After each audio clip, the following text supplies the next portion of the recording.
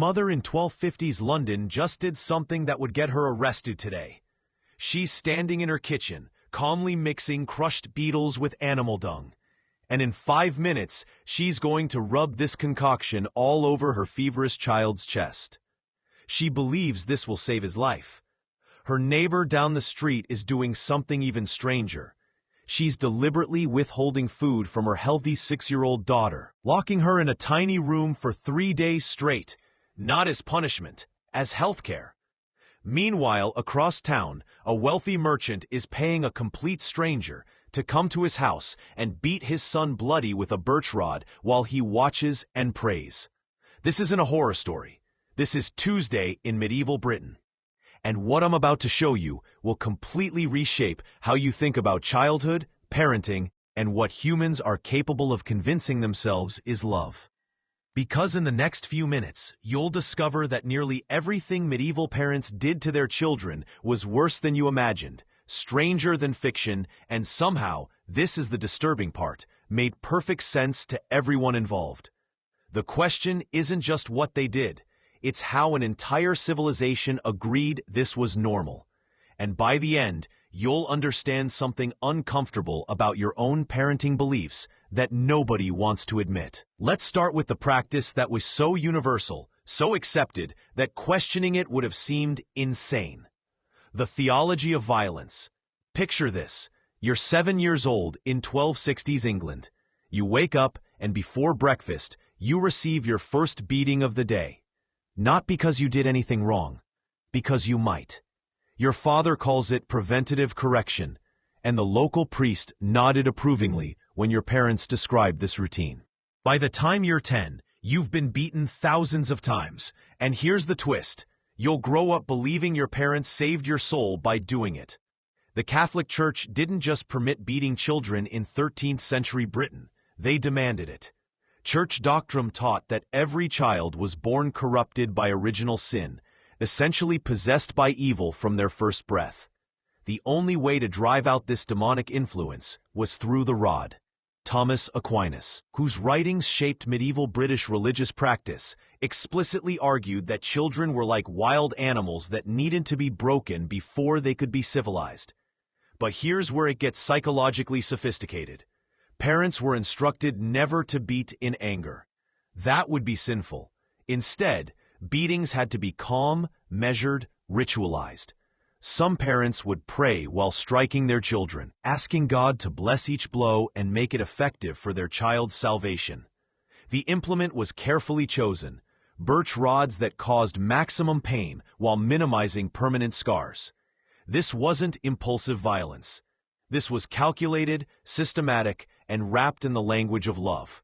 Records from monastic schools show that students received physical punishment multiple times every single day.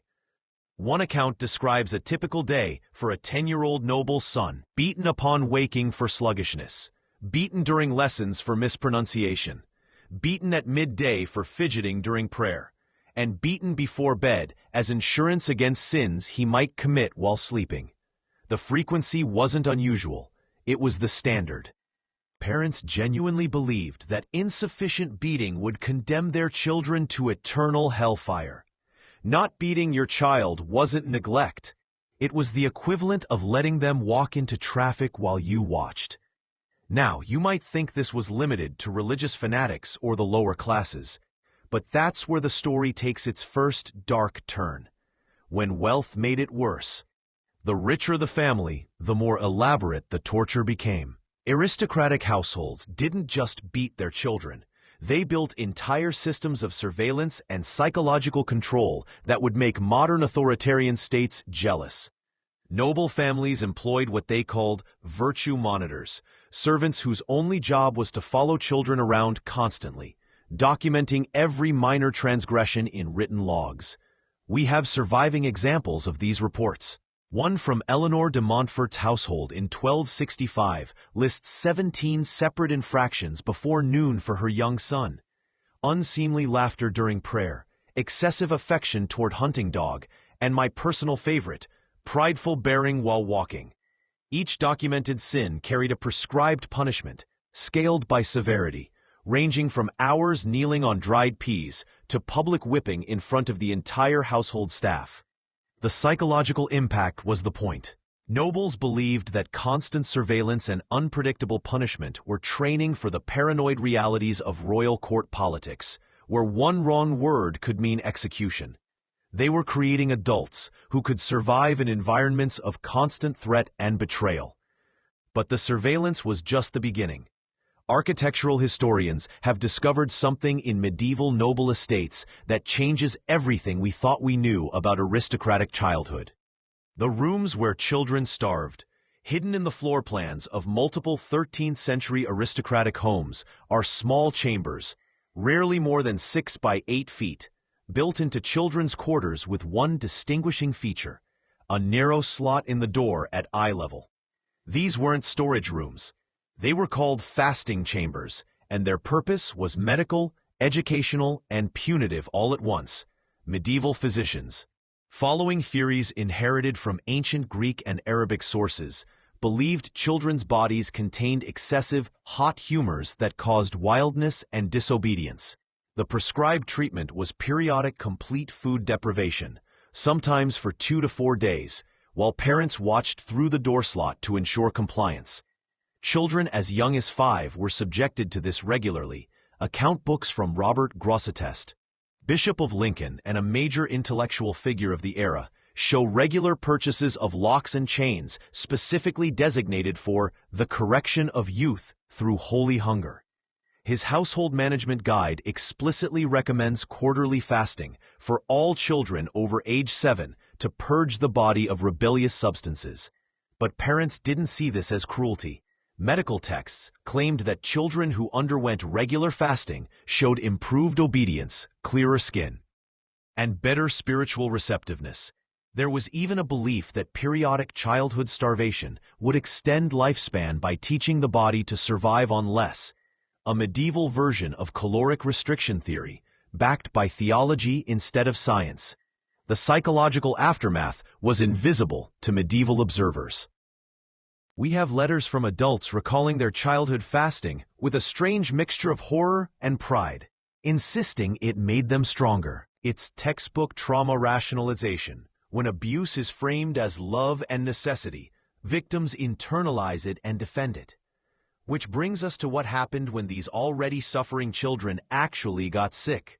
Medicine as torture. A child develops a fever in 13th century Britain. Within hours, this is what happens. His head is completely shaved to let evil vapors escape. A poultice of crushed beetles, pig dung, and herbs, mixed with vinegar, is bound tightly to his chest, causing chemical burns on top of the fever. If he doesn't improve within a day, he's held over burning sage for hours while his parents chant prayers, causing smoke inhalation that worsens his respiratory distress. This isn't a worst-case scenario. This is standard procedure, documented in medical compendia like the Physicians of Midfi that circulated throughout England and Wales. For digestive issues, children were force-fed emetics, substances designed to induce violent vomiting, made from toxic plants like hellebore. The theory held that illness lived in the stomach and had to be physically expelled.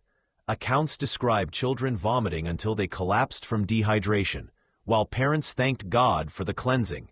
But here's the mechanism that kept this cycle going. Childhood illnesses often resolve on their own. Any child who survived was seen as proof the treatment worked. Any child who died, and many did, was viewed as too sinful to save. It was unfalsifiable logic. The treatment could never fail. It could only be failed by insufficient faith or an irredeemably corrupted child. The most disturbing element? Wealthy families had access to gentler, more effective treatments based on Arabic medical knowledge, but often chose the brutal, traditional methods because they believed suffering itself had redemptive spiritual value. Pain wasn't a regrettable side effect. It was part of the cure. This belief in redemptive suffering permeated everything, including something that seems completely unrelated: education. Learning through manufactured trauma. Medieval education operated on a principle modern psychologists would recognize immediately: trauma bonding. Children learned through a system deliberately designed to create powerful emotional associations between knowledge and fear. Here's how alphabet instruction actually worked, based on schoolmasters' accounts from the period. A child is shown a letter, say A. If they identify it correctly, nothing happens. If they hesitate, misidentify it, or forget, they're immediately beaten until they bleed. Then they're shown the letter again. This cycle continues until they can identify the letter instantly, even through tears, even while anticipating the next beating. The psychological mechanism is identical to how phobias form. Intense negative stimulus, paired with a specific trigger, creates an indelible memory. Medieval educators understood this intuitively. They called it fixing the mind through the flesh. But the real sophistication was in the unpredictability. Sometimes a wrong answer brought immediate beating, sometimes hours of kneeling with heavy books, sometimes public humiliation. This variability, which modern psychologists recognize as crucial for creating learned helplessness, was intentional. A 13th century text called De Disciplina Scholarium explicitly states that unpredictable punishment keeps students in constant alertness, preventing laziness. The results were mixed. Fear-driven learning is actually very effective for rote memorization, so some children developed exceptional memories. But many others developed what we'd now recognize as severe anxiety disorders, learning disabilities caused by trauma, and lifelong associations between knowledge and pain. And this was just formal education. The real training happened somewhere far more dangerous. Childhood ends at 7. At age 7, sometimes as young as 5 for poor families, most British children left their parents' homes forever. They became apprentices, and what that actually meant legally is chilling. Parents sign contracts transferring total physical control of their child to a master craftsman or merchant for 7 to 14 years. These weren't symbolic arrangements. Guild records from London show that masters had explicit legal rights to beat, starve, confine, and work these children however they wished, with virtually no recourse for parents. The only restriction was that masters couldn't permanently maim or kill their apprentices. And even those violations were rarely prosecuted unless the victim was from a powerful family. Surviving accounts from former apprentices reveal conditions that make modern sweatshops look humane. Child apprentices typically woke at 4 a.m., worked until dark, and slept in workshops with no heating, minimal food, and no medical care. A 13th century Scottish merchant's diary casually mentions that 2 of his 3 apprentices died during their service, one from an infected wound, another from respiratory illness, and his only recorded concern was the financial loss of their uncompleted labor. But here's the psychological twist that's easy to miss. Parents didn't reluctantly send children into these arrangements. They competed to place children with the harshest masters. A master with a reputation for brutality would receive more applicants because parents believed suffering created competence. There are multiple accounts of parents bribing guild officials to place their sons with particularly violent masters, viewing it as investment in their child's future resilience. The emotional severance was total and immediate. Children were forbidden from returning home, sometimes for years. They couldn't write letters. Many were illiterate anyway. Parents would occasionally see their children in public and were expected to pretend not to recognize them. The child belonged to the master now. This wasn't just about labor. It reflected a core medieval belief that parents were too emotionally attached to properly train their own children. Only a stranger with no natural affection could be sufficiently cruel to forge a proper adult, which explains a profession that sounds impossible but is extensively documented. The professionals who beat other people's children. In 13th century Britain, you could hire someone whose only job was to beat your child. They were called proxy punishers or disciplinarians, and they were a recognized trade with guild regulations, apprenticeships, and standardized pricing. Why outsource violence? Church doctrine created a paradox. Parents were commanded to punish children severely, but warned against punishing in anger, which was sinful. The solution was hiring someone with no emotional connection to the child who could deliver beatings with dispassionate efficiency. Account books from merchant families show regular payments to these professionals, sometimes weekly. One detailed account from a Bristol merchant in 1278 lists payments to Master John for the correction of my son Robert, with notes specifying offenses: excessive laughter, slouching posture, questioning his betters. Each offense had a set price, suggesting standardized punishment protocols across the profession. Here's the psychological complexity. Many proxy punishers were themselves parents who did this work to feed their own families. They'd spend mornings beating strangers' children, then return home to their own. The compartmentalization required is staggering, unless we remember that medieval people genuinely believed this was loving service, like a surgeon who must cut to heal. The children who experienced this remembered it as uniquely alienating, worse than parental beatings, because it stripped punishment of even the pretense of emotional connection. It was bureaucratized cruelty, violence as transaction. One adult's recollection describes the proxy punisher as a man whose face showed neither anger nor satisfaction, who beat me as one might chop wood. Now, we need to talk about what happened to children who committed actual crimes, because the legal system treated them in ways that reveal something fundamental about how medieval society viewed childhood. No mercy for the young. In 13th century British law, there was no concept of juvenile justice. A 7-year-old who stole bread faced identical trials, punishments, and potentially the same execution as an adult thief. Court records show children as young as 6 being hanged, mutilated, or placed in stocks for days. But this becomes a parenting practice when you understand that parents deliberately use this as education. They would intentionally bring young children to witness executions and public punishments, explaining in graphic detail what crimes led to what consequences. Multiple accounts describe parents holding toddlers up for better views of hangings, or pointing out severed hands of thieves displayed on city gates. A 13th century sermon by a Lincolnshire priest describes, approvingly, a father who brought his 5-year-old son to watch a public disembowelment, explaining each step and why the condemned man's screams were the sound of justice being served. The priest held this up as exemplary parenting. The psychological impact was predictable: trauma, nightmares, anxiety. But medieval parents interpreted these symptoms as successful learning. A child having nightmares after witnessing an execution was absorbing the lesson correctly. The fear was working as intended. Even more disturbing, some parents staged mock executions for their own children as punishment for serious misbehavior. Court records mention cases where children were placed in nooses or brought to cliff edges, made to believe they were about to die, then pardoned at the last moment. This was considered profound mercy that would create lifelong gratitude and obedience. But not all bizarre parenting practices were violent. Some were just profoundly, absurdly strange. Weaponized nightmares. Medieval British parents deliberately traumatized their children with supernatural horror stories as a primary educational tool.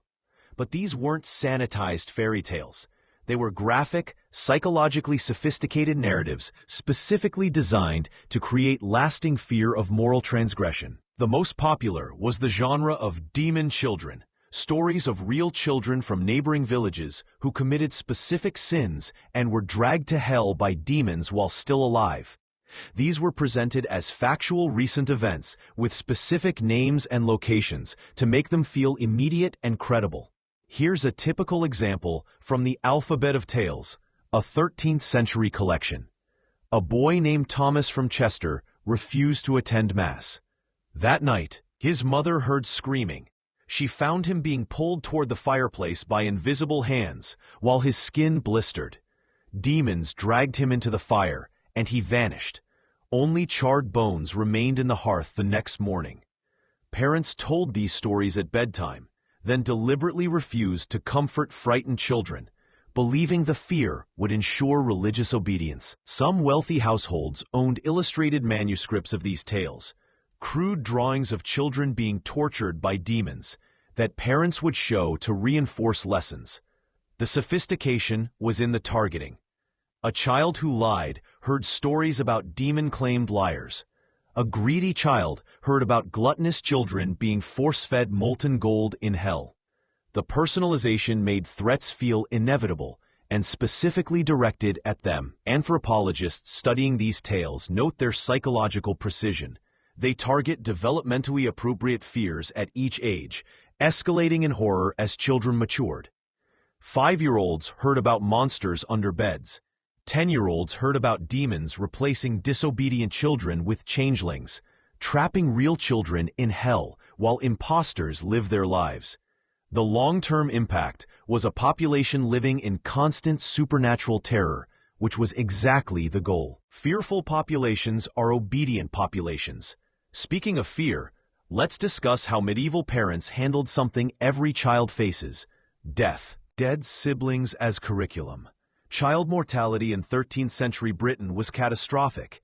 Estimates suggest 30 to 40% of children died before age 5. Rather than shielding surviving children from this reality, parents used sibling death as explicit teaching about mortality and sin.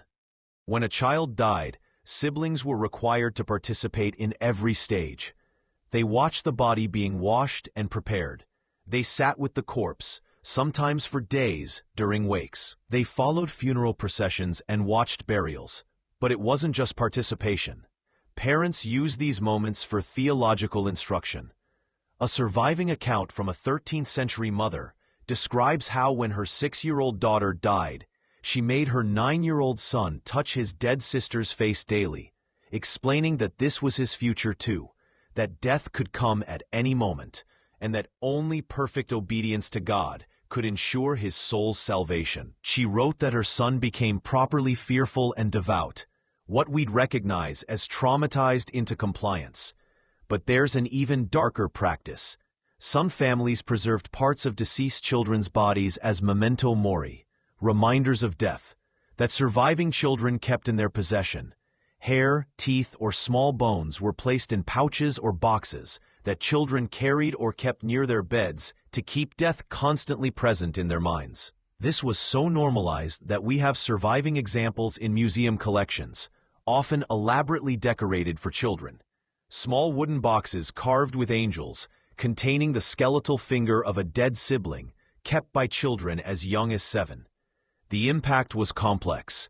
It did prepare children for the reality that death was common and imminent, but it also created what modern psychology would recognize as complicated grief, where normal mourning was interrupted by instrumentalization of the loss for behavioral control.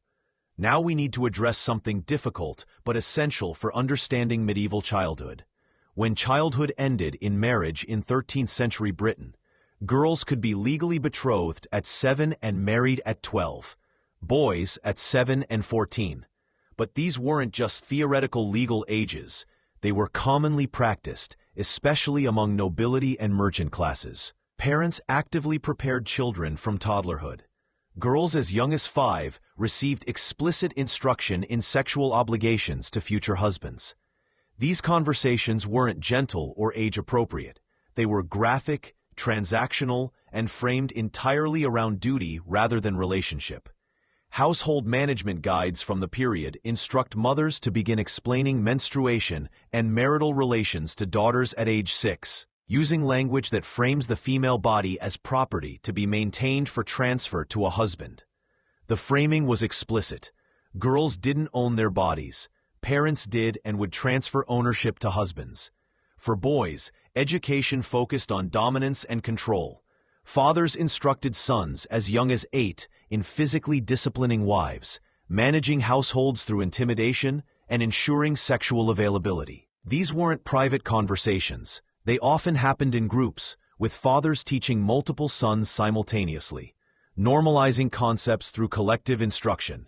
The calculating nature of medieval parenting shows here. Parents deliberately kept children ignorant of alternatives. Children were taught these arrangements were universal, natural, and divinely ordained. The option to choose one's spouse or refuse marriage wasn't presented as forbidden. It simply wasn't mentioned, making the constraint invisible. When children were actually married, girls at 12, boys at 14, the transition was abrupt and total. One day a child under parental control, the next day an adult with full responsibilities. No adolescence, no gradual transition. The psychological whiplash was severe, but medieval society had no framework for recognizing it. This brings us to something that sounds almost absurd by comparison, but reveals deep medieval beliefs. Shame as character development.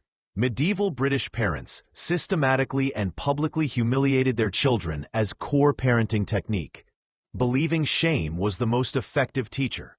But this wasn't spontaneous. It was carefully orchestrated and socially reinforced. During feast days and public gatherings, parents would invite neighbors to witness their children's failures. A child who had recently made a mistake would describe their failure in detail to assembled crowds, then thank each person for witnessing their inadequacy. This wasn't punishment. It was considered essential for developing humility. Guild records describe formal shaming ceremonies, where parents brought children before community leaders to recount faults. A Bristol merchant's diary from 1267 describes bringing his 10-year-old son before the guild to confess he had cried when beaten, showing womanly weakness, and to beg forgiveness for this character flaw. Guild members each spoke about enduring pain without emotion. The child had to thank them. The psychology behind this: parents believed public shame prevented private pride. Children who were never humiliated would develop excessive self-regard, considered the gateway to all other sins.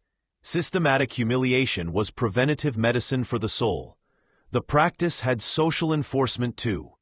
Parents who didn't regularly humiliate their children would be seen as neglectfully raising arrogant offspring, reflecting poorly on the family.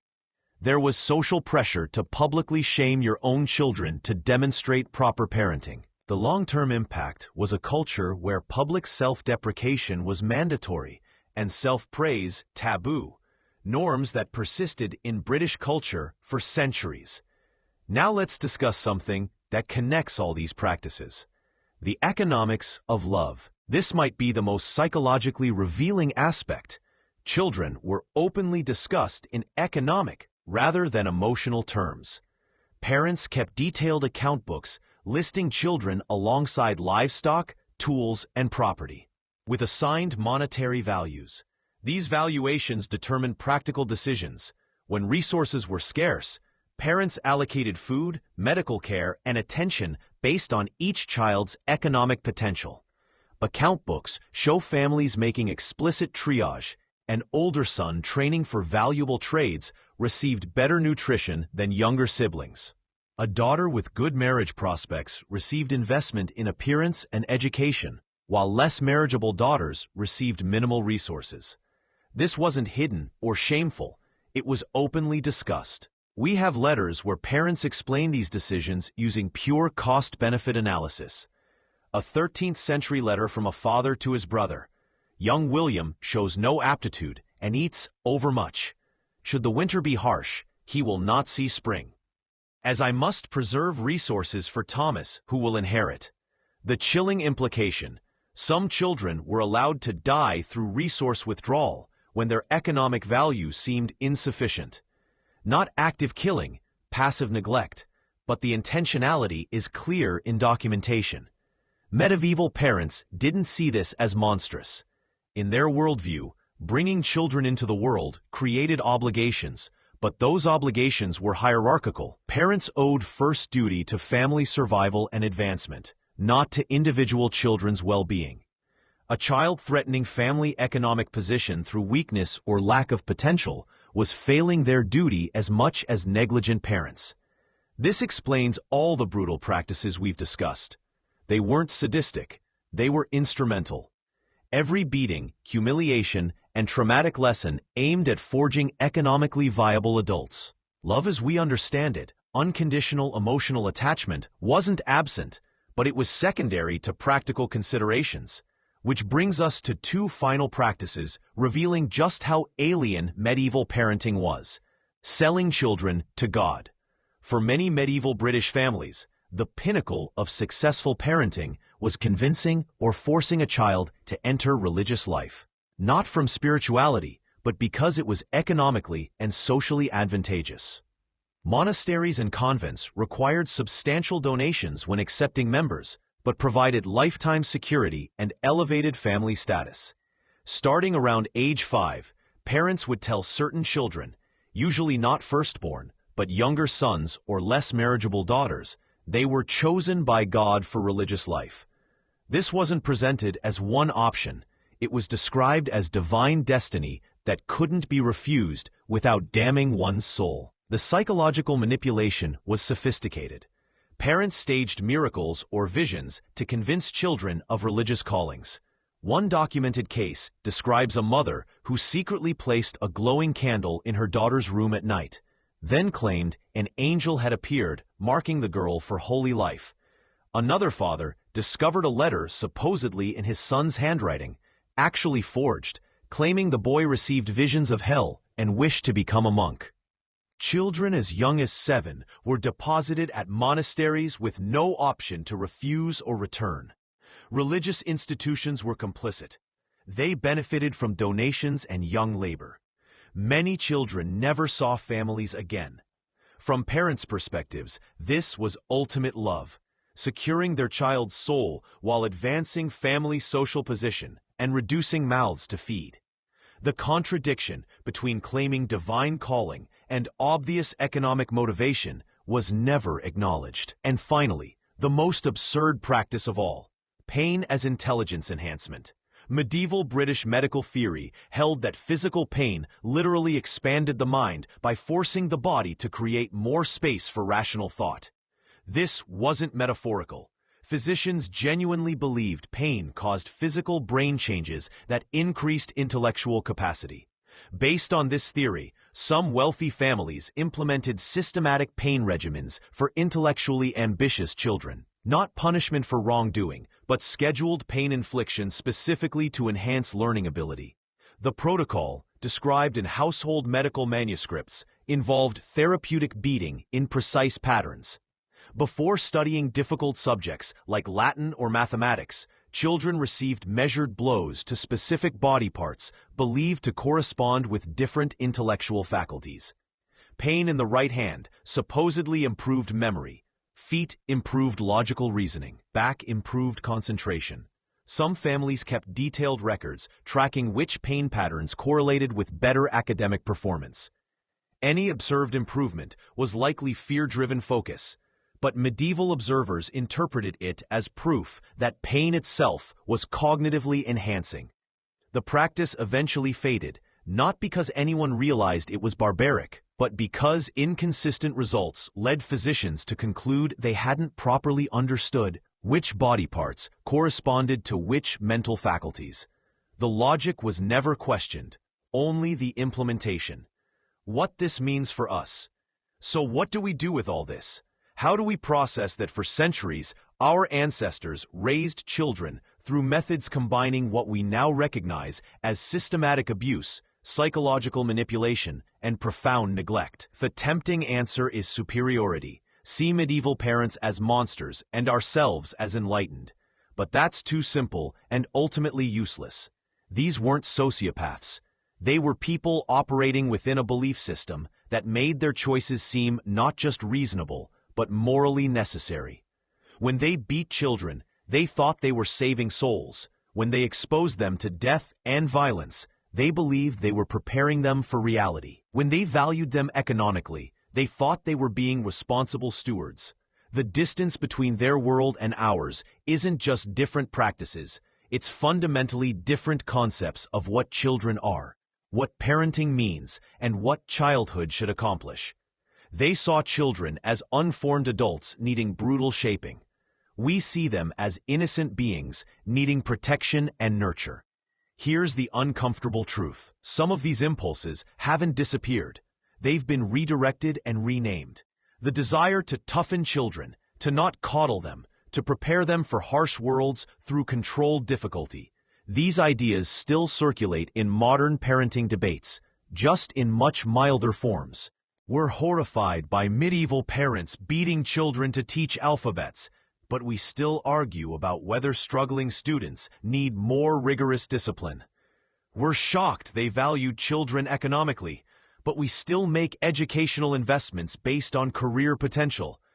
We're disturbed they used fear as teaching tool, but we debate whether children need consequences to learn responsibility. The difference is degree, not kind. We've pulled back from extremes, but we're still navigating the same fundamental tension. How much hardship should we impose to prepare children for adult life? How much protection is too much? When does shielding from difficulty become harmful?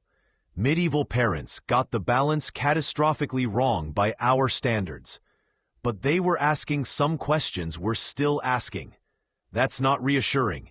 It's unsettling. It suggests parenting is less about finding one true correct method and more about constant negotiation between competing values: safety and preparation, protection and resilience, love and discipline. The greatest gift of studying medieval childhood isn't feeling superior. It's recognizing that every parenting choice is a bet on the future based on incomplete information and culturally conditioned assumptions. They made different bets than we do. They were wrong by our metrics, but we're making bets too, and future generations will judge ours just as harshly. The children of the 13th century survived despite their parenting, not because of it. They grew up traumatized, damaged, carrying forward the same brutal patterns to their own children. It took centuries to break those cycles, and we're still breaking them. The question isn't just what medieval parents did wrong. It's what we might be doing that our descendants will look back on with equal horror. Because every generation thinks they've finally figured out how to raise children properly. And every generation is eventually proven wrong.